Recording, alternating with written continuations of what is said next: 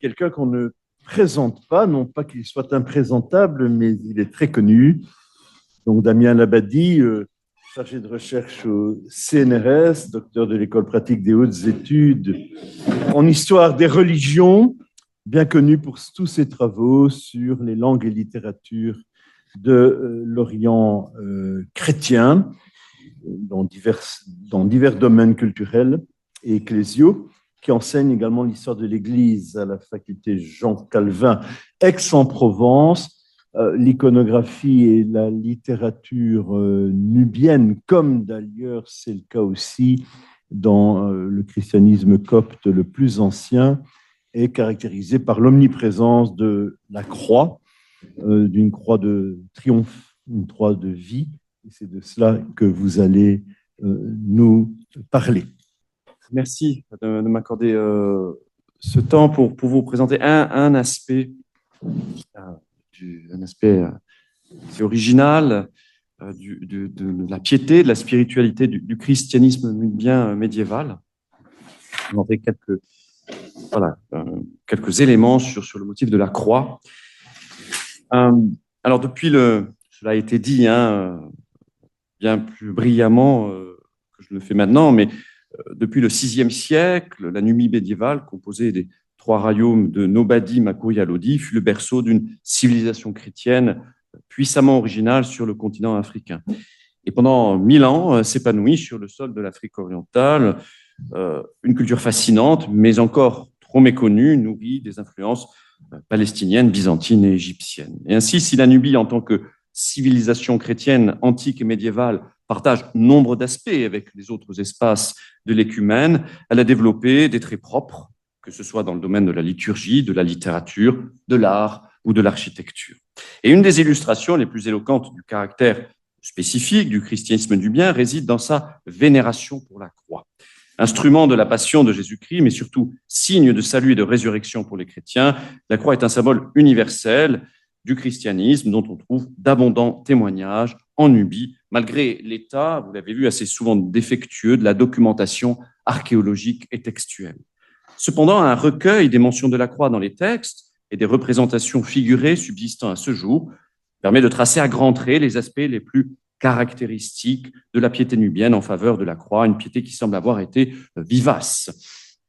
En ce sens, la foi des chrétiens de Nubie ne se distinguait pas fondamentalement de celle des autres chrétiens de leur époque et des périodes ultérieures, pour qui la croix, en tant que signe de la mort et de la résurrection de Jésus-Christ, représentait un fondement de leur foi, un moyen de salut et, comme le dit l'apôtre Paul, une puissance de Dieu, 1 Corinthiens 1,18. Néanmoins, les diverses formes que revêtit la vénération de la croix de la part des Nubiens présentent d'indéniables originalités qu'il convient ici de souligner et de présenter de manière typologique, à la fois à travers les textes, les objets et les monuments, et enfin les peintures murales.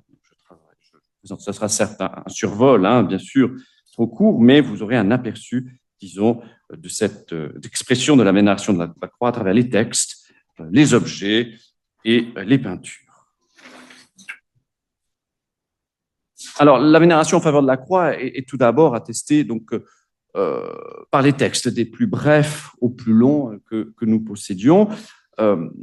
Hormis donc, quelques inscriptions, Agatha a présenté le type d'inscription que peuvent laisser les visiteurs sur des grands sites de pèlerinage en Nubie. Eh bien, hormis quelques inscriptions où la croix est invoquée, on trouve une référence un peu plus fréquente à la croix sur des pierres tombales, plus précisément sur des croix tombales. Et sur certaines croix, comme à Tamit, une formule stéréotypée revient en grec à plusieurs reprises, qui est celle-ci, et cela ferait écho à ce qui a été dit précédemment.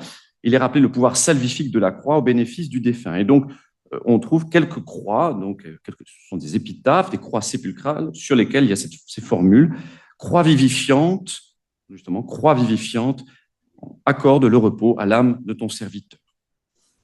Et l'on trouve également comme je l'ai dit, des invocations à la croix, certes assez rares si l'on compare avec les invocations aux archanges, à Marie, mais on trouve quelques invocations à la croix dans les graffitis laissés par les pèlerins. Cependant, ce sont les textes littéraires qui offre une matière beaucoup plus riche que l'épigraphie pour ce champ qui nous intéresse. 2 textes complets en l'honneur de la croix ont été retrouvés en Nubie, le sermon en l'honneur de la croix du pseudo-Chrysostome et le texte Stavros, le texte de la croix.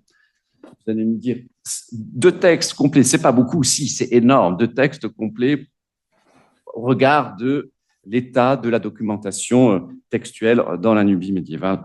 Voilà, donc ce sont 2 textes complets. Alors, le sermon en l'honneur de la croix, attribué à Jean Chrysostome, est le texte vieux nubien le plus long que nous ayons conservé, jusqu'à nouvelle découverte, j'espère, dans les bibliothèques des cathédrales de Dongola, peut-être, on ne trouvera plus.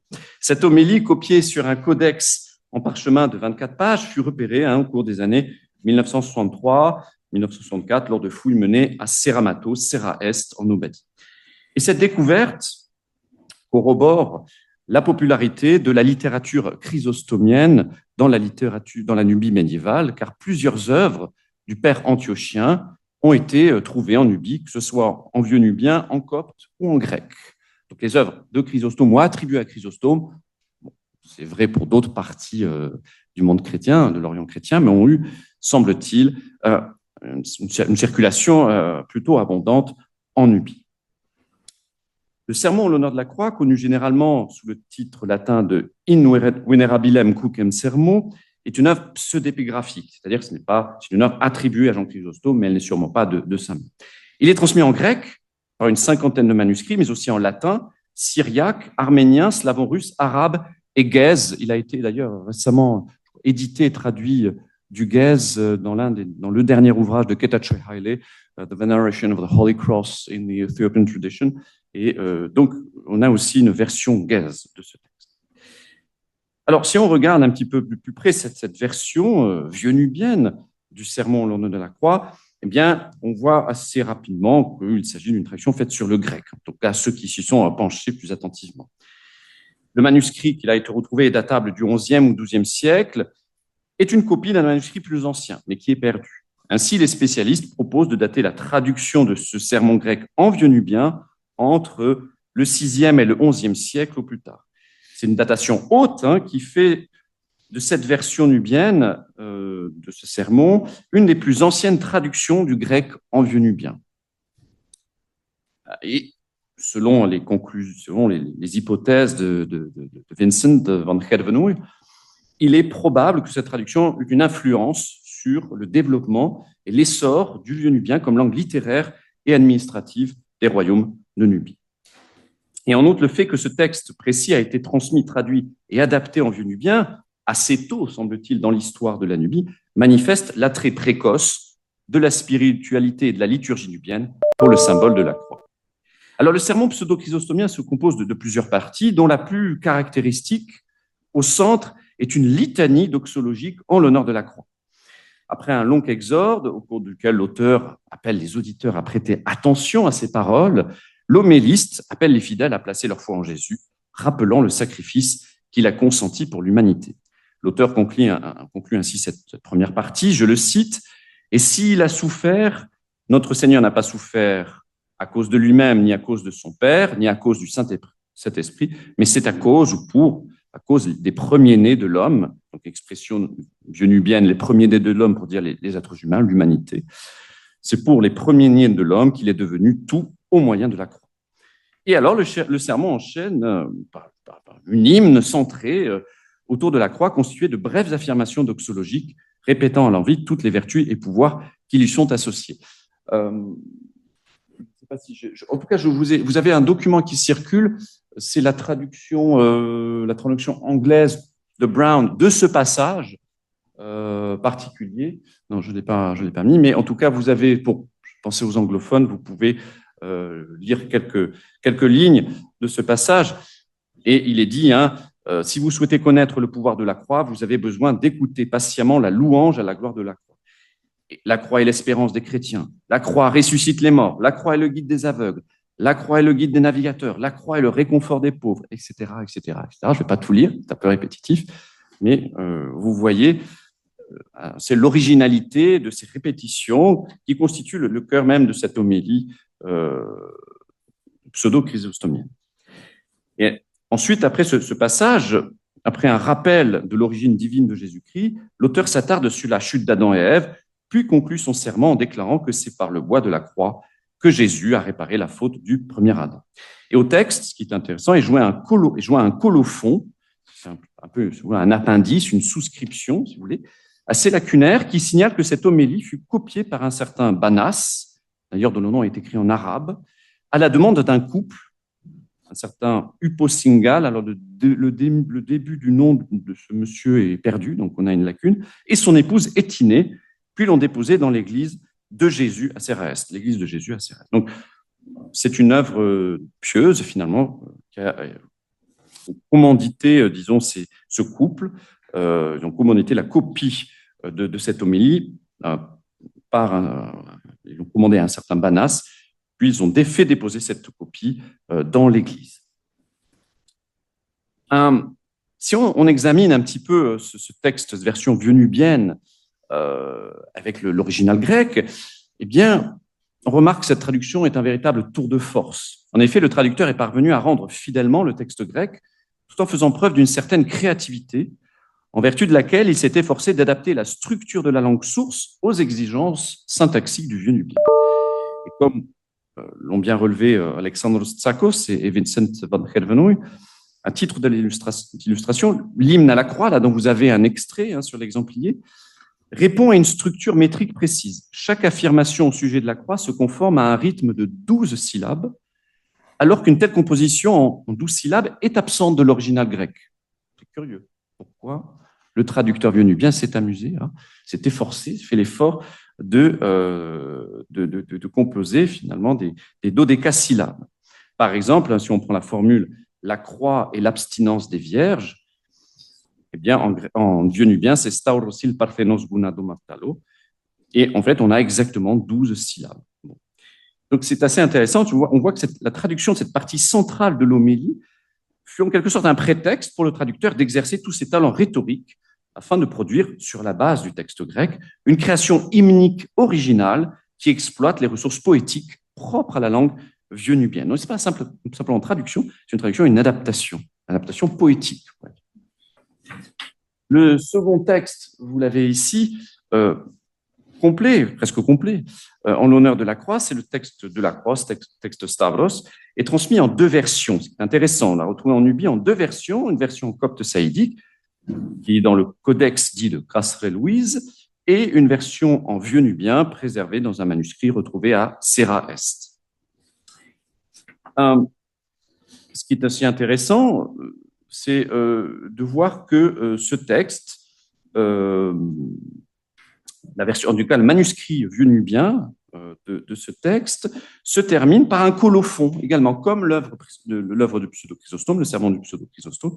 Il y a un colophon qui signale, vous avez la totalité de la traduction anglaise de ce texte sur votre exemplier, eh bien ce colophon dit qu'un certain dignitaire du nom de Doukas et sa femme, encore une fois, il semble avoir que c'était une pratique de couple peut-être un peu, qui avait de l'argent, qui pouvait donner de l'argent pour la copie d'un manuscrit, eh bien il est dit qu'un certain dignitaire, en tout cas c'est un dignitaire, c'est un fonctionnaire, plutôt un haut fonctionnaire manifestement, vu ses titres, un dignitaire du nom de Doukas et sa femme Jaoui firent copier le manuscrit vieux nubien contenant le texte Stauros, et puis le déposèrent dans l'église de Jésus à Serra-Est, cette même église peut-être cette même église qui est mentionnée dans l'homélie du pseudo-Chrysostome. Alors c'est un texte assez court qui se compose de 2 parties qui étaient manifestement indépendantes l'une de l'autre à l'origine. La première partie, voilà le début, voilà ce manuscrit de Serra-Est, le manuscrit conservé à Berlin aujourd'hui, et ce sont des cahiers en fait. Le début du texte est à droite ici, un petit peu abîmé. Eh bien, ce texte se compose de 2 parties. Une première partie qui est un discours de Jésus. C'est un dialogue entre Jésus et ses apôtres sur le mont des Oliviers, peu de temps avant l'Ascension. Et Jésus, qui répond aux questions de Pierre, révèle que la croix, à la fin des temps, se tiendra aux côtés de Jésus lorsqu'il jugera les vivants et les morts, et elle couvrira la terre de ses branches. Ainsi, Jésus affirme-t-il dans la version vieux-nubienne, avant d'enjoindre finalement à ses disciples d'annoncer ce mystère aux nations, il dit ceci, vous l'avez dans le texte sur l'exemplier, mais je vous donne la traduction française, ma traduction française. Maintenant, écoutez ce qui me concerne, hein, dit Jésus, afin que je vous parle de la croix glorieuse et de sa grande gloire. Quand, assis sur le trône de gloire, je jugerai le monde entier, la croix se tiendra dans ma main droite, dans la vallée de Josaphat. Sa racine irriguera la terre et ses branches couvriront le tiers de la terre. Tous ceux qui auront cru de tout leur cœur à la croix se tiendront debout sous elle. Si quiconque aura nourri l'affamé en son nom, c'est-à-dire au nom de la croix, manifestement, c'est en son nom, je crois que c'est au nom de la croix, ou vêtu le nu, ou même écrit un livre en son honneur pour l'Église, donc faire une copie qu'on dépose à l'Église. Cependant, ou pendant qu'il y aura cru de tout son cœur au moment où il se joindra à ceux qui la suivent, suivre la croix, il se reposera à l'ombre de la croix lorsque j'aurai achevé de juger le monde. Après que j'aurai fini de séparer les justes des pécheurs, la croix montera de nouveau aux cieux avec gloire. Tous ceux qui croient en elle, en la suivant, monteront au royaume des cieux afin qu'ils héritent de la vie éternelle et du paradis de joie. En aucune manière je ne les jugerai en parole ou en acte, mais le pouvoir de la croix glorieuse les sauvera et les secourra. Ce discours de Jésus aux apôtres relève d'un genre bien attesté ailleurs en Nubie, celui du mémoire apostolique. Ce genre qui naît, selon Aline Souchou, qui a beaucoup travaillé sur le sujet, ce genre naît en Égypte au 5e siècle, et ce genre s'apparente à un discours de révélation de Jésus à l'attention de ses disciples. Discours apocryphe de Jésus à ses disciples. Les apôtres, qui parlent à la première personne dans ses mémoires, prétendent avoir mis par écrit ces paroles secrètes de Jésus qu'il aurait prononcées sur le mont des Oliviers peu de temps avant son ascension. Puis ils auraient recueilli toutes ces paroles sous la forme d'un livre, un mémoire, qui aurait été ensuite déposé dans une bibliothèque, très souvent une bibliothèque de Jérusalem. Les mémoires des apôtres traitent de différents sujets, comme l'intronisation de figures angéliques, Gabriel, Michel, contiennent des récits au sujet des personnages du Nouveau Testament, tels que la famille de Jésus, des personnages comme Gamaliel, Pilate. Ils peuvent aussi décrire des épisodes de la vie de Jésus, comme sa naissance, sa crucifixion et sa résurrection. Il est remarquable de constater que la plupart de ces mémoires, donc ce sont des pseudo-mémoires, enfin des mémoires pseudo-apostoliques, sont insérés dans une homélie attribuée à un père de l'Église. Généralement, l'auteur de l'homélie, qui se présente ainsi fictivement comme un père de l'Église, Cyril de Jérusalem ou Jean Chrysostome, prétend avoir retrouvé, lors d'un voyage en Terre Sainte, le mémoire apostolique qu'il s'apprête à lire à l'Assemblée.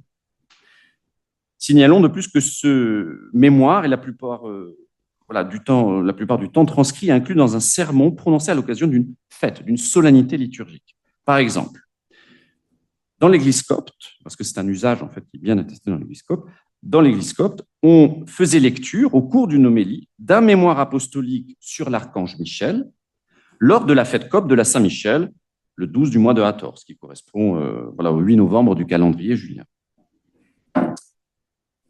Donc, il apparaît en conséquence que ces mémoires furent rédigées dans l'objectif de fournir un récit justifiant l'origine prétendument apostolique de plusieurs fêtes du calendrier liturgique de l'Église copte.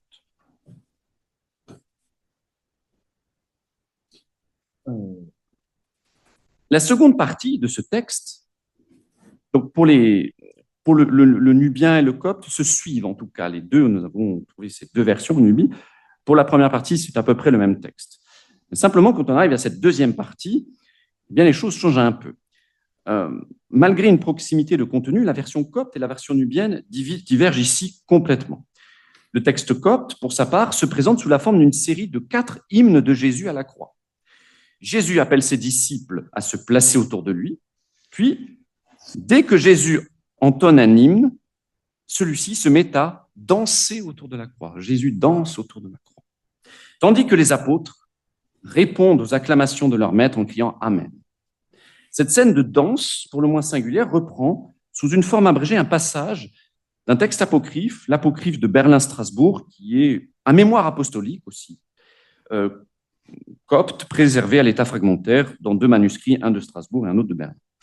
Il semble ainsi que l'auteur de ce texte, Stavros, ait eu recours à cet apocryphe de Berlin-Strasbourg, plus ancien, pour composer cette deuxième partie de la version copte du texte Stavros. L'apocryphe de Berlin-Strasbourg semblerait lui-même dépendre d'une œuvre du IIe siècle, les Actes apocryphes de Jean, dans lesquels Jésus, peu avant son arrestation, convie les apôtres à se mettre en cercle autour de lui et acclamé sous la forme d'un répond « Amen » à la conclusion de chacune de ces hymnes. Alors, l'origine d'une telle danse autour de Jésus, en fait, l'origine d'une telle danse de Jésus autour de la croix, entouré par les disciples en cercle, demeure assez énigmatique. Cependant, quelques remarques réprobatrices des pères de l'Église suggèrent que la danse était quelquefois pratiquée par les fidèles en certaines occasions. Athanase, au IVe siècle, reproche aux Méléciens, l'Église qui est aussi une église schismatique à l'époque, il reproche aux Méléciens de frapper des mains et de danser pendant leur messe. De même, Basile de Césarée dénonce des femmes dansant de manière extatique autour des tombeaux des martyrs. En Occident, Victrice, évêque de Rouen au IVe siècle, loue, je cite, le chœur des vierges dansant autour de la croix processionnelle lors d'une translation de reliques. Donc, c'est une pratique qui semble, la danse liturgique semble avoir été pratiquée dans certains milieux, cercles chrétiens, à une époque assez ancienne. Quoi qu'il en soit, il semble que le motif de la danse liturgique ait eu quelque écho dans la piété nubienne. En effet, à Dongola, alors je n'ai pas mis l'image, j'aurais dû la mettre, mais en effet, à Dongola était retrouvée une peinture figurant des personnages dansant et chantant autour de la Vierge Marie. Bien qu'on ne puisse affirmer que cette peinture reproduise une pratique liturgique réelle dans l'Église nubienne, elle constitue néanmoins un témoignage concordant avec le texte Storos, le texte, la version copte, sur la transmission en Nubie de motifs anciens relatifs à la danse rituelle. Donc toute la question est de savoir est-ce que ce texte particulièrement a attiré l'œil des copistes nubiens parce qu'il contenait un motif, une pratique qui était déjà en cours dans l'Église nubienne, difficile à dire, ou simplement un motif littéraire qui s'est simplement transmis. C'est difficile de savoir pour quelles raisons, justement, ce texte-là a été transmis en Nubie.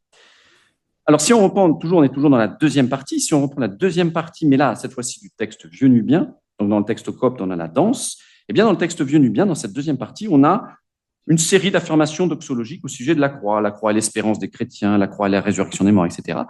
Et de ce point de vue, cette seconde partie de la version vieux nubienne du texte Storos ressemble de très près au sermon en l'honneur de la croix du pseudo-Chrysostome. Mais il ne semble pas que cette deuxième partie du texte Storos soit un abrégé de l'homélie de Chrysostome. On voit, il y a des différences syntaxiques sont trop grandes, lexicales, orthographiques sont trop grandes pour supposer que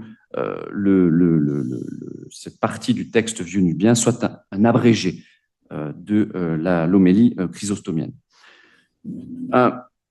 Il résulte donc cette deuxième partie du texte vieux nubien est ou bien la traduction d'un original inconnu, ou, et c'est là où en fait les recherches vont plutôt dans ce sens-là, ou bien une composition proprement nubienne. Cela dit, par analogie avec les remarques avancées à propos de la traduction de l'hymne à la croix, du sermon pseudo-chrysostomien, on peut supposer que cette seconde partie vieux nubienne du texte Storos résulterait de la mise par écrit d'une hymne à la croix chantée lors d'une solennité liturgique de l'Église nubienne. En effet, la répétition de tournures stéréotypées, qui correspond d'ailleurs à la métrique nubienne, la consécution de blocs construits de manière identique, laisse à croire que cette seconde partie de la version vieux nubienne du texte Storos reproduit une prestation orale à caractère liturgique. En conséquence, le texte Storos vieux nubien serait une composition associant deux textes, semble-t-il, déclamés pour une fête liturgique particulière. D'une part, le discours de révélation de Jésus, qui constitue le mémoire apostolique proprement dit, et qui était lu lors d'une fête spécifique, comme l'atteste l'usage liturgique. Et d'autre part, l'hymne à la croix était probablement chanté par l'officiant et l'assemblée, toujours au cours de cette même fête. Alors, même si on n'a pas d'indication liturgique sur ce manuscrit vieux nubien, eh bien, on peut faire l'hypothèse que je fais, que ce texte Storos serait un témoin de la célébration liturgique de l'exaltation de la croix, la fête de l'exaltation de la croix, dans l'Église nubienne à l'époque médiévale. On sait que cette fête existait dans le calendrier égyptien, au 14 septembre du calendrier julien, et je fais l'hypothèse que ce texte Storos était un manuscrit lu, utilisé dans la liturgie pour la fête de l'exaltation de la croix. Ça ne reste qu'une hypothèse, mais voilà pour les textes. Alors, sur les objets, j'irai un peu plus vite. Vous voyez, ça nous rappelle ce que nous a présenté Julie Marchand avec des choses un peu comparables. Et on retrouve le signe de la croix, bien sûr, sur des linteaux, sur des chapiteaux, différents types de croix. Ce qui m'intéresse un petit peu plus, je passe, c'est l'architecture. Eh bien, ce qui semble aussi être un domaine aussi intéressant pour l'étude de la vénération de la croix. Et je parlais de la croix cruciforme de Dongola, avec une photo d'époque. Non, je ne crois pas. Mais l'église cruciforme, voilà, une reconstitution, une très belle reconstitution de nos brillants amis polonais. L'église cruciforme de Dongola constitue un exemple éloquent. Et cette église fut construite au milieu du IXe siècle, probablement à l'initiative du roi Zacharie, en gratitude pour le retour depuis Bagdad de son fils Georges, qui avait été envoyé comme ambassadeur auprès du calife en mission diplomatique. Et en raison de sa forme et de la présence probable d'un ciborium, c'est-à-dire une structure qui héberge, qui abrite un objet précieux au centre de l'édifice, l'église devait abriter, c'est une reconstitution, c'est hypothétique bien sûr, l'église devait abriter une grande croix, une croix de grande dimension, ainsi peut-être qu'un reliquaire contenant, hypothèse fragile, quelques fragments de la vraie croix. On peut aller loin. Mais bon, cette église devait ainsi servir de bâtiment commémoratif en l'honneur de la croix, sur le modèle antique du martyrium de Constantin, érigé au IVe siècle pour héberger la relique de la vraie croix. Et c'est intéressant aussi de voir que je l'appelle l'église martyrium aussi, parce qu'elle me fait penser au martyrium de Constantin, mais l'église martyrium de Dongola fut elle-même bâtie au-dessus de deux cryptes datées des 6e et 7e siècles, dont l'une d'elles était déjà de plan cruciforme. Donc, l'architecture aussi nous permet un petit peu l'étude de l'architecture, de conforter un petit peu cette vénération de la croix, si tant est peut-être qu'il y avait au centre de cet édifice une croix processionnelle, une croix de dimension, attestant que ce bâtiment était aussi un bâtiment de commémoration, un bâtiment en l'honneur de la croix. Mais c'est surtout finalement dans le domaine de l'iconographie que les représentations de la croix affichent une diversité et une originalité remarquables. L'ensemble pictural de Pharas offre de ce point de vue un fond exceptionnel, car il s'agit du plus riche découvert à ce jour en Nubie. Alors, fouillé dès les années 60 par des équipes polonaises, le site de Pharas, l'antique Pakoras, dans l'extrême nord du Soudan actuel, était l'un des principaux centres politiques et ecclésiastiques de la Nubie médiévale. C'était le siège du gouverneur, siège de l'éparque, de Nomadie, qui pouvait aussi résider à Kasrébrim, plus au nord. Pharas était aussi un évêché depuis le 7e siècle. Alors, la cathédrale de Pharas, le monument qui fut l'objet principal des fouilles archéologiques sur le site, connut 4 grandes phases de réaménagement et d'agrandissement du 7e jusqu'au 13e, voire au 14e siècle. Et c'est dans la cathédrale de Pharas que furent exhumés des sables les très nombreuses peintures murales que nous connaissons aujourd'hui et qui furent produites sur une période s'étendant du 8e au 14e siècle. Littéralement exhumés des sables. Vous voyez, on en a reconstitué un petit peu la façon dont la cathédrale était recouverte. Donc, en fait, les archéologues marchaient sur le toit de la cathédrale, quasiment en haut du monticule. Alors, la croix apparaît tout d'abord dans cette cathédrale sur les vêtements et accessoires des dignitaires de la royauté nubienne. On le constate par exemple sur une représentation d'une princesse nubienne placée devant une vierge à l'enfant selon un modèle iconographique caractéristique de la peinture nubienne médiévale. Sur cette peinture murale de Pharas, la princesse anonyme porte un vêtement brodé de croix grecque, probablement une tunique baptismale. De même, sa couronne est également courée d'une croix grecque. Cependant, le trait le plus marquant, vous l'avez vu, reste le signe cruciforme qu'elle affiche sur le front. Cette marque est sans nul doute un signe baptismal, le sceau du Christ, le Sphraïs Christou, le Signaculum Christi, qui rappelle à la fois le sceau du baptême et le sceau que portent sur le front les élus de Dieu d'après Apocalypse 9.4. Et d'ailleurs, on a des témoignages de croisés qui ont vu des Nubiens. Alors, ça pouvait être aussi des Éthiopiens. Le Nubie, ça a été bien dit, ça peut être aussi des Éthiopiens, mais en tout cas, on a un témoignage de Robert de Clary, qui, au XIIIe siècle, dit avoir rencontré un roi de Nubie à la cour de Constantinople. Et on lui pose la question à ce roi de Nubie, mais pourquoi portez-vous une croix au milieu du front? Et le roi lui répond que, juste après le baptême, on nous marque le front d'une croix, en vieux français, c'est un mille front d'un de fer, au milieu du front avec un fer chaud, hein, si vous voulez. Donc, manifestement, une pratique ancienne, on marquait les enfants après le baptême, donc d'une croix sur le front. Je suis attesté aussi par les sources arabes. Alors, la Vierge Marie, dans les représentations de Pharas, est aussi souvent parée de croix, comme dans la célèbre scène de la Nativité. Non seulement Marie porte une couronne gémée incrustée de 3 croix, ça ne se voit pas très bien sur l'image, mais je peux vous l'assurer, il y a 3 croix dans sa couronne. Mais le dossier de sa couche est également surmonté de 3 autres croix qui rehaussent sa majesté. En outre, les sceptres que brandissent les personnages de la scène, Joseph, au pied de Marie, il est tout petit, au pied de la Grande Marie, ainsi que les 3 archanges situés à droite et à gauche de la parturiente sont munis à leur extrémité supérieure d'une croix.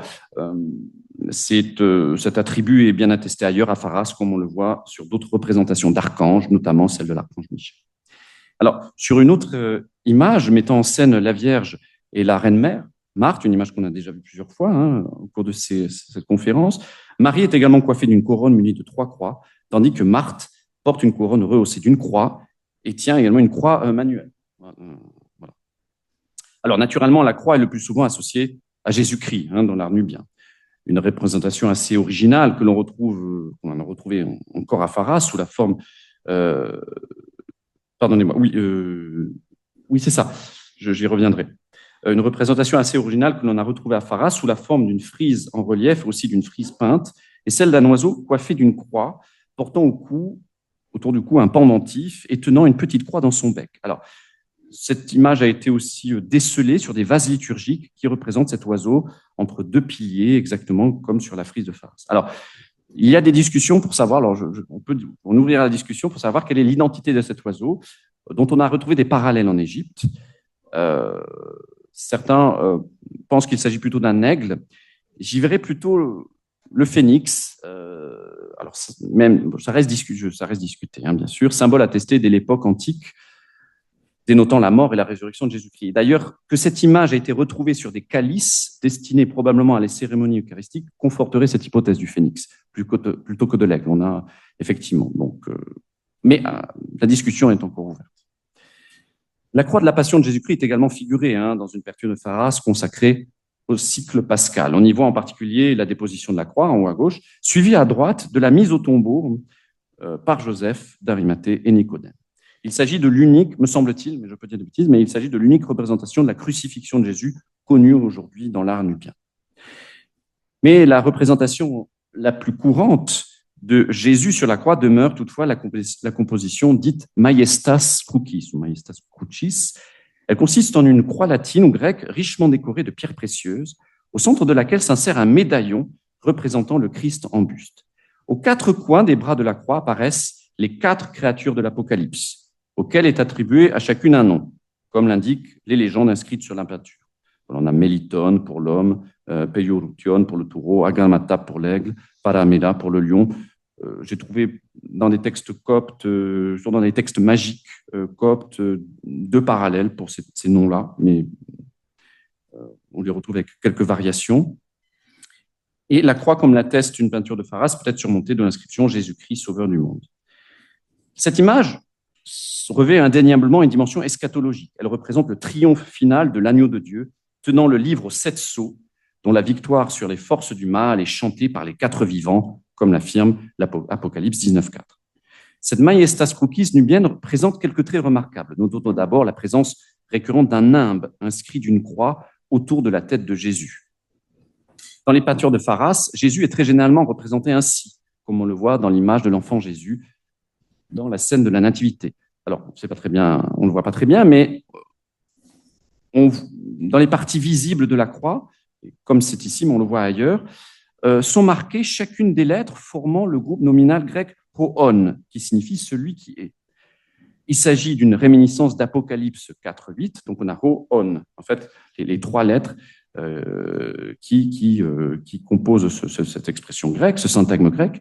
Eh bien, c'est une réminiscence, un rappel d'Apocalypse 4.8, verset qui transmet l'hymne du Trisagion, déclamé par les 4 vivants. Saint, Saint, Saint, le Seigneur, le Dieu souverain, celui qui était, qui est, Hoon, et qui vient.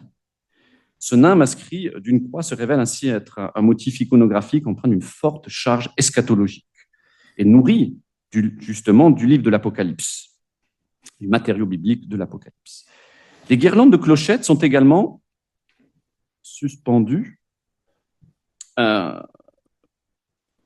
entre les extrémités des bras de la croix. Alors, la fonction de ces clochettes demeure assez incertaine, mais il pourrait s'agir d'un attribut à fonction apotropaïque, mais peut-être que les découvertes plus récentes contestent cette idée, les clochettes étant utilisées dans diverses pratiques rituelles dont l'objectif est d'éloigner les démons. D'autres aspects intéressants, mais je ne vais pas m'y attarder, mais il y en a un aspect qui est très intéressant, c'est la partie inférieure, si elle est encore bien conservée, si on la voit encore. C'est la partie inférieure d'un certain nombre de croix. Elles ne sont pas toutes munies de cet attribut, mais en tout cas, un certain nombre de croix peintes se présentent sous la forme d'une pointe acérée sur laquelle, assez souvent, mais pas toujours, et quand on peut la voir, est empalée une tête. Je ne sais pas si vous la voyez. Elle est posée à plat. C'est la tête de qui, d'après vous? Voilà, Adam. Oui, c'est la tête d'Adam. Alors, il est à noter que cette représentation. Alors, je signale, Gertrude von Loon, justement, a écrit un très bel article sur ces Majestas Cookies, et elle a bien étudié ces motifs. Donc, je ne fais que reprendre ce qu'elle dit de manière très, très savante. Mais elle a noté effectivement que cette présentation a un parallèle en Éthiopie, dans l'église éthiopienne de Yomrhana Christos, située à une vingtaine de kilomètres au nord-est de Lalibela. C'est dommage, j'ai visité cette église, mais je n'ai pas eu à l'époque l'idée de prendre une belle photo de cette croix. Je ne m'intéressais peut-être pas encore à ces choses-là. Et donc, je n'ai pas de photo. Je n'ai pas réussi à accéder à ce parallèle, disons, dans cette église éthiopienne. Alors, l'origine d'une telle composition s'insère dans d'antiques traditions qui voient le jour au plus tôt au IIIe siècle de notre ère. En effet, selon les propos d'Origène et Julius Africanus, pour les plus anciens, Adam aurait été inhumé au Golgotha, lieu de la crucifixion de Jésus. Et cette tradition a manifestement pris racine dans l'interprétation de deux passages du Nouveau Testament. Tout d'abord, le toponyme araméen Golgotha, que les évangélistes traduisent par lieu du crâne, et ensuite l'association typologique entre le premier Adam et le second Adam, Jésus, développée par l'apôtre Paul en Romains 5, 12 à 19. Enfin, une des images les plus étonnantes de la croix est préservée à Pharas. Il s'agit d'une représentation de la Trinité, séparée en deux registres par un bandeau figurant une nuée, donc des nuages. Le registre inférieur est composé de 3 croix gémées ornées de clochettes, montées de 3 supports de courte taille. Montées sur 3 supports de courte taille. Et à chacune de ces 3 croix correspondent dans la partie supérieure 3 figures qui représentent les 3 personnes de la Trinité. Ainsi, les 3 croix sont-elles les images terrestres des 3 personnes célestes de la Trinité, figurées au-dessus de la nuée. Mais le trait le plus frappant de cette peinture murale concerne la représentation de la Trinité, où chacune des personnes porte les attributs de la deuxième personne, en réalité, Jésus-Christ, le Fils. On le voit au nimbe. Il n'y a pas les lettres grecques inscrites, mais on le voit au nimbe, on le voit au livre au 7 sceaux, et surtout, on le voit au stigmate de la Passion. Petit point sur la main. Alors, la raison pour laquelle les 3 personnes de la Trinité sont représentées en réalité par 3 Christ ne se laisse pas aisément deviner. Je soumets ça à votre sagacité également, si vous avez des interprétations, en particulier pour les théologiens. Je pense qu'il y a une raison théologique, un motif théologique derrière. L'hypothèse que je fais, c'est que nous pourrions y voir l'expression graphique de la formule dite théopaskite, qui signifie souffrance de Dieu, qui vit le jour au cours du VIe siècle et dont les partisans affirmaient que l'une des personnes de la Trinité a souffert dans la chair. Alors, cette formule prolonge l'enseignement de Cyril d'Alexandrie, nous en avons parlé, d'après lequel, en vertu de l'union hypostatique des natures humaines et divines en Christ, Dieu a souffert sur la croix, à savoir que Dieu le Fils a souffert dans la chair humaine qu'il s'est appropriée. Il faut utiliser le vocabulaire cyrilien. Cette doctrine conduisait ainsi Cyril à affirmer, dans ses 12 anathématismes contre Nestorius, à déclarer que le Verbe de Dieu a souffert en sa chair, qu'il a été crucifié et qu'il a goûté la mort en sa chair. Alors bien que la représentation des trois personnes de la Trinité sous la forme de trois personnages identiques soit connue ailleurs en monde chrétien, puis on peut dire aussi peut-être comme en Éthiopie, mais aussi en monde byzantin. Ici, nous avons une image donc d'une église qui est à Gondar et que j'ai pu visiter. Et ça c'est une photo que j'ai prise, oui. Ça, c'est la mienne. Et donc, l'idée de la façon de représenter par trois figures identiques les trois personnalités, personnes de la Trinité, est connue ailleurs, hein, bien sûr. Mais l'association, je dirais, de trois croix terrestres et visibles avec les trois personnes célestes et invisibles de la Trinité paraît, jusqu'à présent, être un trait unique à l'art chrétien de Nubie. Mais peut-être que vous allez me démentir. Voilà, je m'arrête ici. On m'a gratifié d'un temps supplémentaire. C'est une demande que l'on m'a faite, disons comme un épilogue à cette brève présentation, pour vous présenter d'autres peintures de Farras. Et je terminerai, j'en ai pas pour longtemps, j'en ai pour quelques minutes, pour terminer en beauté, si vous voulez. Je vous ai présenté déjà quelques images, mais pour vous montrer la variété des sujets représentés à Farras, malgré les nombreuses déperditions et la qualité souvent fragmentaire des peintures. Nous avons évidemment beaucoup d'archanges qui sont magnifiquement représentés. Alors, évidemment, toutes les peintures ne sont pas de même époque. Celle de droite est plus ancienne que celle de gauche. Beaucoup d'archanges, archange Gabriel. Et évidemment, celle-ci est très connue, l'archange Michel qui sauve les trois Hébreux de la fournaise, qui, comme l'a dit Grzegorz, a été miraculeusement conservé donc au Musée national du Soudan à Khartoum. Vous avez Christ ici, encore c'est toujours les archanges, hein, Christ ici vénéré, adoré par les archanges. Vous voyez la façon dont est représenté Christ est un peu souvent ce livre. Se croix nimbé. Évidemment, vous avez des représentations de Marie. C'est une sélection. Hein. Marie sur le trône, hein, et ici, Garaktrofusa, hein, donc la Marie qui allaite son petit Jésus. Voilà. Une image que l'on avait vue. Je crois que Olivia nous avait montré une image copte tout à fait semblable. Oui, voilà, sympa. Très belle image qui est connue, évidemment. Alors, effectivement, on a aussi des personnages bibliques, hein, Marie. Ici, nous avons Jean l'évangéliste et Pierre. Alors, comment on reconnaît ces personnages? C'est parce qu'on a une légende, hein, en général. Puis, il y a quelques attributs. On voit un petit peu la clé de Pierre, un petit peu effacée, mais un attribut encore visible. Les pères de l'Église.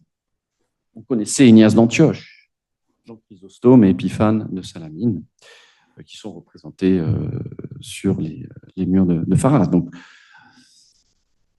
des moines, des saints moines, on a Saint Ammonius, un ermite qui est représenté avec un attribut de son scapulaire, l'analavos ici, et une très belle image, je trouve cette image très émouvante de cette femme aux couronnes d'épines, avec une couronne d'épines. On ne sait pas qui c'est, pas de légende, mais je la trouve magnifique. En fait, elle est très émouvante. Voilà. Peut-être une moniale, une abbesse. On n'en sait pas plus, hein, mais peut-être que nos amis polonais en savent un peu plus.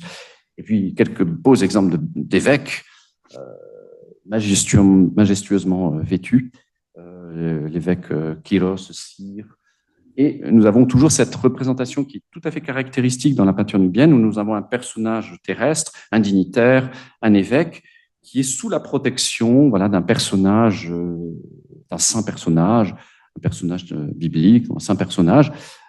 Et ici, on voit ici l'évêque nubien Pierre sous la protection, la bénédiction de l'apôtre Pierre. Le même motif se retrouve ici, une femme protégée par un saint Aaron. Alors, on ne sait pas qui est ce saint Aaron. Bon, la discussion. Et puis là, celle-ci est très belle. On voit un jeune prince, vous voyez, avec sa coiffe, qui reprend des motifs assez anciens. Un jeune roi, un prince, c'est un enfant, hein, sous la protection de Christ. Très belle image aussi, très, très, très belle.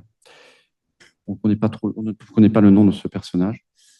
Et puis, une représentation d'un roi, et ici le roi Moïse Georges, qui donne beaucoup de renseignements et justement qui nous donne aussi des indications sur les vêtements royaux. Alors, espèce de bande de tissu qu'il a sur l'épaule, on pensait originellement que c'était une sorte de sac, mais en comparant avec d'autres vêtements royaux, il semblerait que ce soit plutôt un pan de son vêtement qui est tiré au-dessus de son épaule. Et aussi une très belle représentation du roi. Voilà, je m'arrête ici, je vous remercie. C'est fascinant et ça me rappelle d'avoir lu il y a quelques années que ce qui s'est passé sous l'empereur Constantin, c'est que sa mère a, de façon légendaire, plus ou moins, découvert la croix véritable. Et depuis cet instant-là, se développe un peu partout la vénération de la croix, qu'on montre pas comme crucifix, mais uniquement le bois de la croix. Et des croix de Gemme, ici c'est la Majestas Crucis, ça rappelle tout à fait cela. Et donc, à ce moment-là, qu'on a découvert cette croix à Jérusalem, on est exalté dans l'Église de la résurrection, et précisément pour montrer que la croix, la mort de Jésus sur la croix, c'est une histoire vraie, c'est-à-dire matérielle, de montrer la matérialité de la croix pour combattre l'hérésie. Disons que c'est quelque chose de docétisme et que la nature du Christ, comme homme et Dieu ensemble, est démontrée par le fait que cette croix existe réellement. Et je lis la croix de gloire, c'est tout à fait cela, je pense. Donc, je crois que votre hypothèse de l'exaltation de la croix est tout à fait exacte. Ça a un rapport avec ce qui s'est développé. Et c'est remarquable qu'en Nubie, on voit tellement loin du centre, disons, de Constantinople, de Jérusalem, etc., on retrouve ces mêmes idées. D'ailleurs, d'autre part, on a montré que les fameuses croix irlandaises ont été développées vers la même période pour montrer également la réalité qu'on montre sur la croix, c'est-à-dire les divers épisodes du Nouveau Testament sont représentés sur la croix pour montrer que c'est une histoire vraie, ce n'est pas quelque chose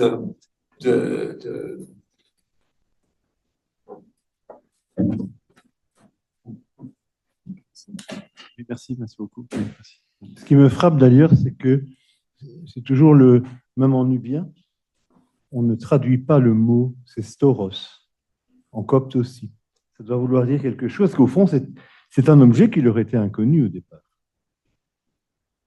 Pas la culture matérielle, ni de l'Égypte, ni du mont nubien. Je ne sais pas en syriaque, est-ce qu'on utilise, quel mot on utilise?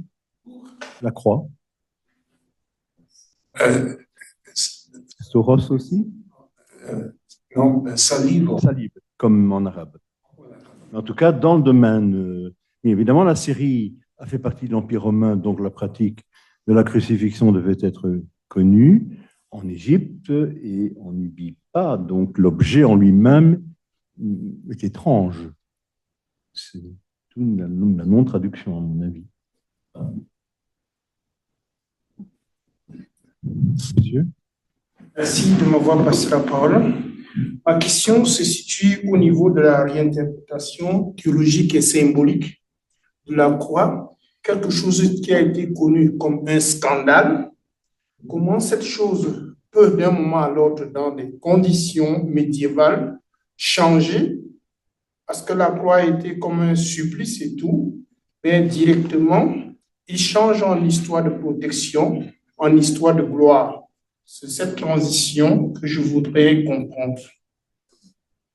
On peut dater ça peut-être de la conversion de Constantin, où finalement, justement, dans une vision, Constantin aurait le signe de la croix, et par ce signe tu vaincras, ou ce signe finalement de supplice, de malédiction devient un signe de victoire. Alors, évidemment, ça, c'est, je dirais, voilà, à partir du moment où le christianisme devient religion tolérée, puis plus tard religion d'État, la croix finalement change de statut. Elle n'est plus seulement rappelée ou commémorée comme instrument de supplice, mais comme signe de résurrection, signe de salut. Voilà, donc Jusque-là, il ne faut pas être convaincu, monsieur, parce que l'être humain qui a connu le supplice, qui est dans le dynamisme de vie, ne peut pas à l'instant, c'est pas une petite chose, qu'on change un truc que l'être humain a souffert et qu'il a saigné en bonheur. Vous qui êtes des spécialistes, il y a quelque chose d'intégrer ça. Oui. Après, ce que je disais, c'est peut-être l'époque de Constantin, en tout cas pour les représentations de la croix, ce qui a été très bien dit avec la découverte de la vraie croix. Mais je dirais que même dans le Nouveau Testament, chez Paul, la croix n'a pas une signification négative. C'est un signe d'espérance, un signe de salut. Je dirais que c'est dès le Nouveau Testament, la croix est porteuse de vie. Enfin, mais je ne sais pas, moi, je laisse les discussions à des néo-testamentaires, des théologiens. Mais vous avez d'ailleurs une remarque de Jan van Riedt qui est très importante. Les représentations antiques de la croix chrétienne sont sans l'homme de douleur. Le crucifié n'est pas sur la croix.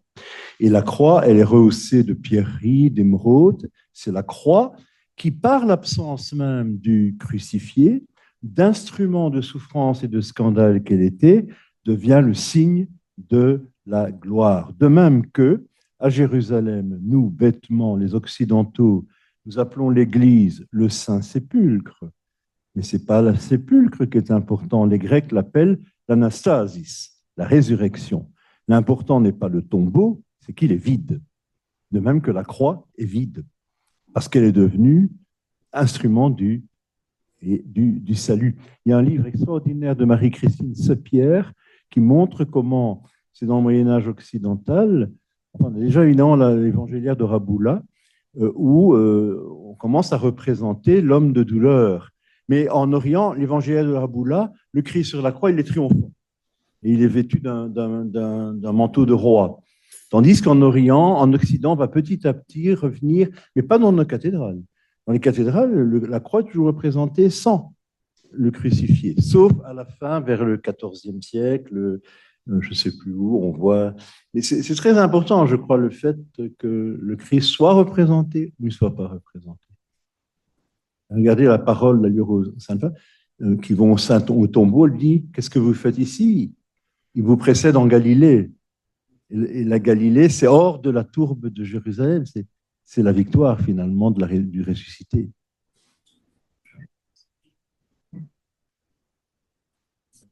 Marchand. C'est intéressant, pour revenir à l'iconographie de la Majestas Crucis, comme elle est représentée en jaune avec des pierreries, on suppose que ce sont de vrais objets qui sont en fait représentés en or avec des pierreries. Et la petite excroissance sur le film serait la tête. On voit pas, alors on le voit mieux sur d'autres représentations, on le voit un petit peu mieux. Il y a une pointe, en fait, c'est arrondi ici, il y a une pointe, ici, et la tête est empaillée sur la pointe. Voilà. Je ne suis pas du tout familière de cette iconographie, mais sur d'autres représentations, notamment au Kenya, toutes les croix de ce style sont représentées sur des petits piédestaux, 3 petites marches, qui ont elles-mêmes des petits pieds, et c'est en fait des objets qui sont représentés. Et au Kenya, elles sont quasiment toutes de ce type-là. On parle des Kélia. Est-ce qu'on a dans l'art nubien des croix flanquées de 2 animaux? c'est très courant dans l'art copte, hein, de bélier, de pintade, donc la croix comme axis mundi, reprenant le thème des animaux affrontés de part et d'autre d'un axe central. Je ne connais pas en Nubie, hein, je n'ai pas vu ça. Autre question, je crois. Oui. Oui, j'ai beaucoup appris cet après-midi. C'est pas si je vais dire apprendre, parce que pour apprendre, il faut aussi apprendre à désapprendre. Et vraiment, je me dis, il me faut vraiment désapprendre. Parce que, ayant entendu parler de vraie croix, cela sous-entendrait qu'il y aurait une croix fausse. Moi, je voudrais savoir s'il y a une croix vraie. Ça veut dire que peut-être, assurément, il y aurait une croix fausse. Et j'aimerais aussi, si vous pouvez un peu mieux faire le lien entre le récit apocryphe de Bernard de Berlin, qui retrace le Christ en train de danser autour de la croix, et la réalité dans les tout premiers temps du christianisme, parce que c'est vraiment notre récit qui nous déconnecte un peu avec la réalité du récit biblique. Et c'est justement mieux pour moi de creuser un peu pour savoir, sinon on est renfermé dans les 4 évangiles, on n'en sait rien du tout. Merci. Sur la vraie croix, est-ce que c'est la croix précieuse, la croix... Alors peut-être, alors là je ne sais pas, est-ce que c'est l'idée peut-être que cette épithète de vrai peut-être apparaît-elle au moment où justement la croix devient de plus en plus représentée? Peut-être quelqu'un a une idée? Oui. Au moment que la croix... Oui. Ah oui, il y en a. Ah oui, c'est ça. C'est Hélène qui a choisi entre, je pense, 3 ou 4 croix qu'on avait. Oui, parce qu'il y avait la croix des 2 larrons, voilà. Voilà. On a montré, il y avait un miracle également. C'est ça, voilà. Montrer lesquels des 3 ou 4 présentés étaient la vraie croix, les autres étaient... Oui, c'est ça, oui, tout à fait. C'est ça. Merci beaucoup. Oui, c'est ça la vraie croix, parce que dans le récit de l'invention de la croix par Hélène, on creuse et on trouve 3 croix. Et donc la croix de Jésus est celle des 2 larrons. Et comment découvrir celle qui est la vraie croix? Eh bien, je crois que c'est une résurrection. On pose un mort et puis le mort ressuscite quand on le pose sur le vrai bois. Oui, merci beaucoup. Hein. Et pour la question de la danse autour de la croix, oui, c'est assez mystérieux. Je ne sais pas si vous avez, vous, des explications. Alors, il peut y avoir une explication historique qu'il y ait eu. En tout cas, on a quelques rares témoignages des pères de l'Église selon lesquels, dans certaines églises, on dansait, on frappait des mains. Bon, en même temps, c'est pas nouveau. Hein. Enfin, c'est quelque chose qui se continue, qui se poursuit aujourd'hui. Des manifestations de joie, d'exultation, toujours contrôlées. C'est pas non plus, c'est quelque chose qui sont des choses à attester. Et est-ce que finalement, ce récit de Jésus dansant autour de la croix, c'est une façon de réécrire, de justifier scripturairement, avec du matériau biblique, justifier certaines pratiques rituelles dans l'Église ancienne où on dansait finalement à partir de pratiques rituelles ayant existé, eh bien on réélabore un peu le matériau biblique pour en faire un texte apocryphe et on met en scène Jésus en dansant de la croix. Il y a d'autres hypothèses en disant que certains disent que sur cette interprétation, c'est peut-être une sorte de préfiguration. Ce texte, en fait, ne reflèterait pas une pratique historique réelle, mais serait plutôt une sorte de préfiguration de la liturgie céleste, où les apôtres se mettent à louer, à adorer leur Seigneur, placé au centre, et ça serait une sorte de préfiguration à ce moment-là, dans ces récits apocryphes, avant l'ascension de Jésus, une sorte de préfiguration de la liturgie céleste qui les attend au ciel. Autre interprétation, je n'ai pas tranché, je pense que les deux sont possibles. D'ailleurs, dans la tradition copte, donc il y a plusieurs apocryphes coptes liés au monastère de Deir el-Moharrak sur le mont Koscam, qui montrent que Jésus, après la résurrection et avant l'ascension, se rassemble avec tous les apôtres sur le mont Koscam en Égypte, où, sous la présidence de Jésus, mais célébré par Saint Pierre.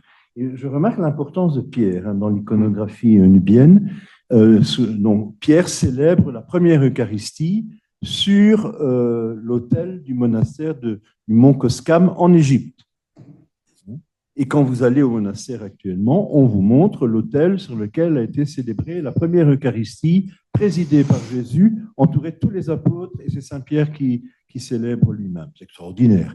Même le pape Shenouda III a dit, là, on pousse un peu Bobonne dans les fils électriques, parce que c'est quand même un peu invraisemblable. Je crois que c'est cette idée-là, hein, c'est la dimension. La croix devient... Il y a une dimension cosmique désormais. Hein, on transporte tout le monde au ciel et c'est très... J'ai toujours frappé, j'ai des amis coptes, mais je crois que les Éthiopiens, c'est la même chose. Quand vous allez à la Libella, ils vous disent, là, c'est le Golgotha, là, le petit filet d'eau, c'est le Jourdain, là, c'est... Et chez les coptes, je vais à la messe avec des amis coptes, ils me disent, tu vois quoi? Ben là, les anges célèbrent avec le prêtre. Moi, je vois rien du tout, hein, parce que je suis un sale cartésien, mais eux, ils voient ça, c'est comme ça, cosmique. Encore une question, monsieur. Pour ceux qui étudient les débuts de l'islam, il y a toute une discussion sur les inscriptions monothéistes du sud de l'Arabie.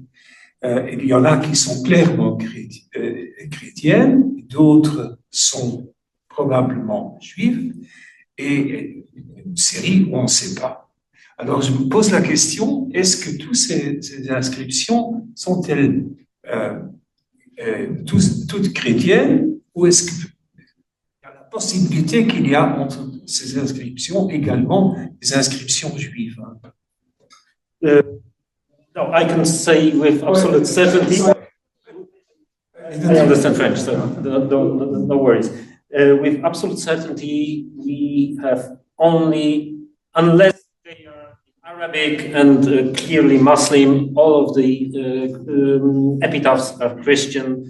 This is visible in the formulary of the epitaphs, which invokes Christ, God, biblical quotations, and so on. But also with the symbolic, graphic representations of the cross, Alpha and Omega, Solomon's seal, and decoration typical of Christians. Even there are citations of the Old Testament.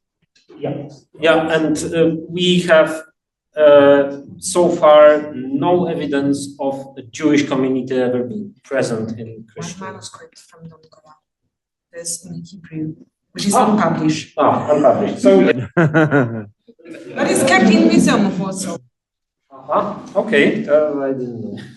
So they must have been, because they were all around, but so far no, apart from this manuscript that Agata mentions, no epigraphic evidence of a Jewish community. Il y a monsieur qui piaffe d'impatience là, pourtant depuis un petit temps.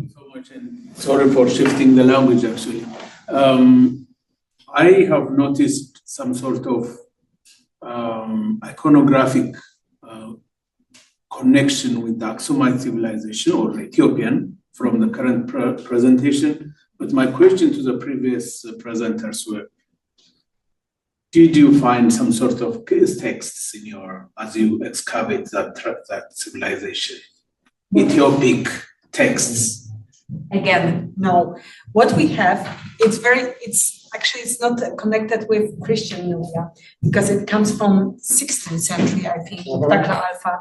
So there's one manuscript of Takla Alpha who was traveling through Ethiopia to Jerusalem through Dongola, and he wrote manuscript in Dongola, and in the beginning he complained how bad country it is and how bad they treat Christians, and that he's isolated and hungry, and I think he was robbed or something like that.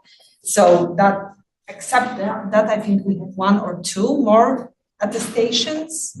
We don't have any Ethiopic texts from Nubia, sensu stricto, but one very small and very fragmentary graffito mentions an Archbishop of Aksum. So he apparently was traveling through the Nile Valley either from Egypt to Ethiopia or the other way around, because we know that they travel both ways. So far, before we published these inscriptions, the common opinion was that they traveled by sea. But these inscriptions is material evidence that they also traveled by land. Other than that, it's very surprising because they are close neighbors, they are under the same patriarch, they share the faith, they share the church hierarchy, but we have no material evidence of contacts between the kingdoms. But it's also, I think, other way around. I mean, there's no mention in Ethiopic material. There are no mentions about Nubia. Yeah, that's very surprisingly little. But also the head of the Ethiopian church was an Egyptian sent by the Patriarch of Alexandria. But is there any evidence that it was also the case in Nubia? No. No. It's interesting. Autocephalic. So I think it's a point. The bishops of Nubia were ordained by patriarch. They had to go to the north to be ordained and came back. But there were no Egyptians. They were chosen by the king and sent northwards. Madame, oui. Je réfléchissais à cette image où on a donc les trois croix et trois fois la même tête. Et je me disais, quelque part, une raison contre Arius, il y a l'homme qui a vécu et Dieu, mais quelque part, elle est aussi monophysite, il y a trois fois la même tête. C'est trois fois le même Dieu. Donc, je trouvais ça assez fascinant.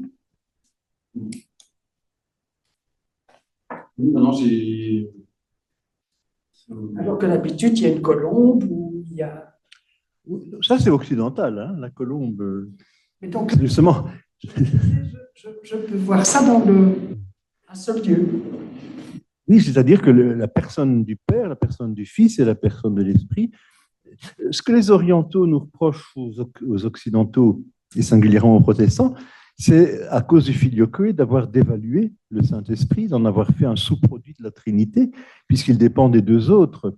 Et moi, j'ai un évêque copte qui me disait, est-ce que vous dites parfois au Saint-Esprit, Saint-Esprit, je t'aime, comme vous parlez à une personne, comme on parle au Père ou comme on parle au Fils? C'est très rare dans la sensibilité occidentale. Saint-Esprit est mal ressenti comme personne, à égalité avec les trois autres. C'est ça que ça signifie, hein, c'est l'égale dignité des personnes, du Père, du Fils, et l'autonomie des personnes, la distinction des personnes. La consubstantialité, enfin, c'est ça, c'est anti-arien, substantialité des trois personnes, mais pourquoi elle est représentée par le Fils? Est-ce qu'on ne pourrait pas représenter? Je ne sais pas. En Éthiopie, on représente plutôt par une figure qui ressemble plutôt au Père. Les trois personnes, donc on le voit dans l'église de Brabant Selassie. Donc ici, bon, je ne sais pas. So will you have another explanation, Gregor? Ce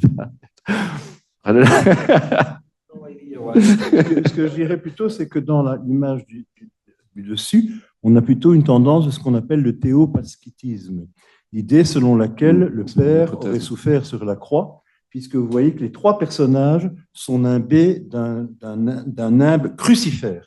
Normalement, dans l'art occidental, on ne met la croix dans le nimbe qu'au Christ, qu'au Fils, pas au Père ni à l'Esprit.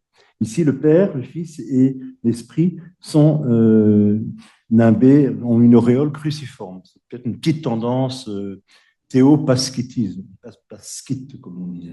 C'est mon hypothèse, l'hypothèse théopasquite. Oui. Ou après. C'était voilà celle-ci. Il y a des lettres à côté de chaque visage. Qu'est-ce que ça représente? Solus, ça veut dire trine, Dieu trine, Trinité en fait. Donc voilà. Alors la représentation aussi étonnante, c'est plutôt le Père qui a sorti là. Encore une fois, bon. Peut-être nos amis éthiopiens peuvent faire quelques commentaires sur cette image. Justification théologique, ça me fait penser aussi à la peinture de Serge Roublev où on voit donc les trois la représentation des chaînes de membrées, où on voit les trois personnes à la Trinité représentées par 3 anges. Est-ce que voilà, c'est pas non plus quelque chose de tout à fait inconnu au monde chrétien, même si pour nous occidentaux c'est surprenant. Ça n'était pas du tout manifestement, ça n'était pas du tout pour les Éthiopiens et ça n'était pas pour les Libyens. Il faut lire le livre de François Besluc sur la représentation de la Trinité dans les arts d'Orient et d'Occident. Il y a beaucoup de commentaires là-dessus. Ce qui est clair ici, c'est qu'ils sont identiques. Donc on ne peut pas, même la Trinité de Robiev, tous les commentaires qui cherchent à savoir qui est le Père, ils sont impertinents. Parce que, je peux pas savoir. Et il y a une chose intéressante aussi, je trouve dans cette iconographie, c'est donc quand le saint protège l'évêque qui est devant lui, voilà, comme ici. C'est en fait typiquement ce qu'on trouve en Égypte pharaonique, où vous avez le dieu qui, par ses bras, tient les épaules du pharaon qui est devant lui, mais que dans l'art copte, on va, comment dirais-je, vous avez la fameuse icône du Christ avec l'abbé Ménade du monastère de Saint-Apollo, où là, le Christ embrasse l'épaule du saint, mais qui est reporté à côté de lui. En fait, il faut considérer qu'il est devant, comme ici. Oui, tout à fait. Oui, il y a une variante. Le personnage est placé à côté. Oui. Et un peu, ça fait penser aussi à des images coptes où on filme comme le Christ qui se place à côté. C'est ça. Oui, ben voilà, là, c'est ça. Oui. Michel Mouem, c'est le même geste de protection, mais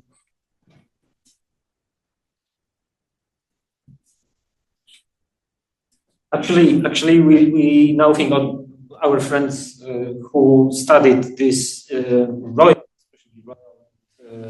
ecclesiastical authorities images think that they are not really protection scenes, but presentations. Legitimation. And they may indeed go back to the Meroitic period, where the Meroitic kings are presented in relief with the gods or goddesses behind them, or with the gesture of touching the elbow, which legitimizes the royal authority. Yeah. What is very common with Ethiopia is the sacralization of the kingship, of course, and the crowns are very similar. And Haile Selassie is the glory of the Trinity. Thank you, Grzegorz, for this information. Thank you. Eh bien voilà, on arrive tout doucement, monsieur, encore. Et la meilleure des questions, la dernière. J'ai un problème de voix, mais je voudrais savoir par rapport aux visions et représentations orientales et occidentales, quelles seraient donc les spécificités typiquement nébien par rapport à la croix. Parce que les visions et représentations nébiennes ne trouveraient pas origine dans l'Occident ou l'Orient. Sinon, je voudrais savoir quelle est la réception typiquement nébienne qu'on ne trouve pas dans la vision orientale ou occidentale. Merci. Ah oui, alors, disons, une grande différence majeure, c'est justement, cela a été évoqué par Christian Cagnier, c'est que bon, l'homme souffrant n'est pas représenté comme il le sera plus tard au Moyen-Âge occidental. Donc, ici, ce qui est mis en valeur, c'est le Christ glorieux, c'est le Christ ressuscité glorieux et non pas l'homme de souffrance. C'est intéressant de voir que la croix est en quelque sorte comme un trône sur lequel est représenté le Christ régnant, le Christ glorieux, qui c'est l'interprétation, je disais, voilà, de la portée eschatologique de cette figuration, surtout avec les 4 vivants qui entourent en fait l'agneau de Dieu et qui le chantent. Donc ça, c'est une différence fondamentale. Je dirais, alors là, je ne connais pas toutes les représentations, je ne suis pas historien de l'art, toutes les représentations de la croix dans l'Orient chrétien, mais il me semble alors que ces clochettes peuvent être constituent apparemment je ne sais pas si c'est connu ailleurs, je ne sais pas, je pose la question si, oui, non. Les guirlandes. Alors, est-ce que c'est des clochettes, des guirlandes? Ça me fait penser aussi, on a vu la croix qu'avait présentée Xavier, de la végétation. Alors, est-ce que c'est une... Vous voyez, là, cette croix a été ornée de végétation. Là, est-ce que ce serait peut-être une évolution? Mais ça ressemble à des petites clochettes, hein, effectivement. Hein, c'est des guirlandes de clochettes. Ça, semble-t-il, est un apport un petit peu semble-t-il, spécifiquement nubien. Il y a aussi quelque chose que je n'ai pas mentionné, mais il y a sur certaines représentations de la croix nubienne, un voile, un vélum est déposé sur les bras de la croix. Il semblerait que ça soit une réminiscence du tropaion, donc du tropaion, en fait, qui était un symbole de victoire dans l'Empire romain, c'est-à-dire c'était une sorte de structure en bois en forme d'arbre sur lequel on déposait le vêtement de l'ennemi vaincu. Et donc on a, c'est l'hypothèse de Gertrude von Loon, hein, mais on a des telles représentations en Nubie, et ça évoque finalement la croix comme symbole de victoire aussi. Ça pourrait être un lien. Donc ça aussi, ça semblerait-il aussi, c'est un trait nubien. Et surtout la récurrence, plutôt, parce qu'on n'a pas autant de récurrence de cette figuration d'Adam percé, en fait, l'Adam mortel, le premier Adam qui est tué, en fait, qui est mis à mort par le bois de la croix. Mais ça aussi, c'est la récurrence. Le motif est connu un peu ailleurs en Éthiopie, mais c'est la récurrence de motif en lui qui est une originalité aussi. Yann, une minute. Il y a le tintinabulum dans les églises papales et basiliques. Je ne sais pas, peut-être, mais c'est une suggestion. On peut s'imaginer qu'il y a eu des croix avec de telles clochettes qu'on portait devant l'archevêque ou l'évêque qui son entrée, comme c'est le cas du tin. Oui, d'ailleurs, dans la liturgie byzantine, on dit que les clochettes qui sont attachées aux encensoirs et qui produisent, en fait, c'est le bruit de la pierre du tombeau qui est roulée au matin de Pâques par le Christ ressuscite, et c'est l'écho cosmique de la résurrection. About the small bells. Our friends from Warsaw who did a project on reconstructing the costumes of bishops, kings, and managed to prove that on one of the portraits of Bishop of Faras, I think Marianos, I can't remember how many bells are visible on his mantle. And they managed to reconstruct this mantle with these, I don't know, 200 small bells attached to it. And I took part in the presentation of these costumes. The premiere was at the Louvre a year ago. And when this Bishop Marianos entered with a totally dark room and total silence, and he was heard, so we could hear him already from the backstage when he was entering. So you can imagine how big impression it must have made on the faithful in the cathedral. Bien, on va terminer ici. Je voudrais souligner que je suis frappé par la grande cohérence du thème que vous avez choisi. C'est le Nil qui est le fil conducteur. Et demain, nous allons aller dans ce pays que je considère comme la terre biblique par excellence, l'Éthiopie, même si on est loin de la Palestine. Et quand on va en Éthiopie, on a l'impression de retrouver l'ambiance de la terre biblique. Et je propose que, pour terminer cette première journée, nous applaudissions les organisateurs pour l'excellence du thème.